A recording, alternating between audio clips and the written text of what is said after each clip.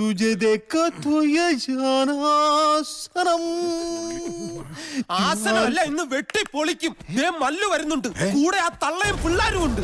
ആരെങ്കിലും എന്തെങ്കിലും കണ്ണന്തിരി ഒപ്പിച്ചു വച്ചിട്ടുണ്ടെങ്കിൽ ഉടനെ ഇവിടുന്ന് സ്ഥലം വിട്ടോ, ഇല്ലെങ്കിൽ അവരുടെ മുമ്പ് വെച്ച് അവൻ നിങ്ങളെ തല്ലി കൊല്ലും.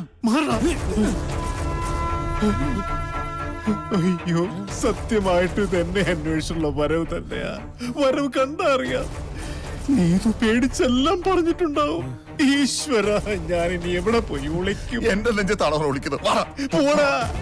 അയ്യോ, ഇവിടെ പറ്റുമോ? ഇവിടെ പറ്റില്ല. എവിടെയെങ്കിലും പോയി വിളിക്കണം. പ്രണാമം മാതാജി. ഹാ ബേട്ടാ, അവനെവിടെ? അവനിവിടെ ഇല്ലെന്നാണ് എന്റെ ഒരു നിഗമനം. നിങ്ങൾ കാര്യങ്ങളെല്ലാം അറിഞ്ഞ സ്ഥിതിക്ക് അങ്ങനെ തന്നെ അനുമാനിക്കാം, അല്ലേ? അല്ലേ? അല്ലാം. അവനെ വിളിക്കേ. ആ ഡാ, അമ്മ വിളിക്കണോ? നീ ഒളിച്ചിരിക്കാണോടാ?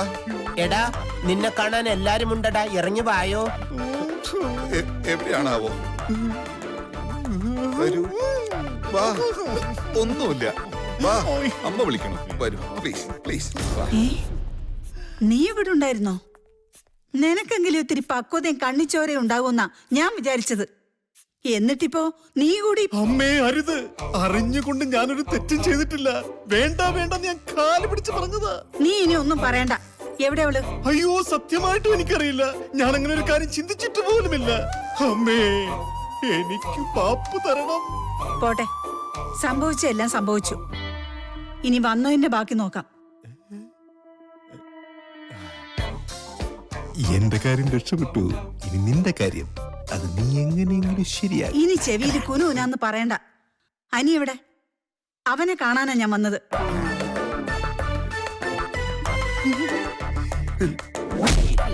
അല്ലെങ്കിലും ആരെങ്കിലും ചെയ്യുന്ന കാര്യമാണോ അത്? ഇവിടെ ഇത്ര ആണുങ്ങൾ താമസിക്കുന്ന ഒരു വീട്ടില് പ്രായപൂർത്തിയായ ഒരു പെങ്കൊച്ചിനെ തനിച്ച് താമസിപ്പിക്കാന്ന് വെച്ചാ അവനെവിടെ? അനി, എന്റെ കാര്യം ഞാൻ ഒറ്റയ്ക്ക് ശരിയാക്കണല്ലേ. നിന്റെ കാര്യം ഇപ്പൊ ശരിയായി തരാം.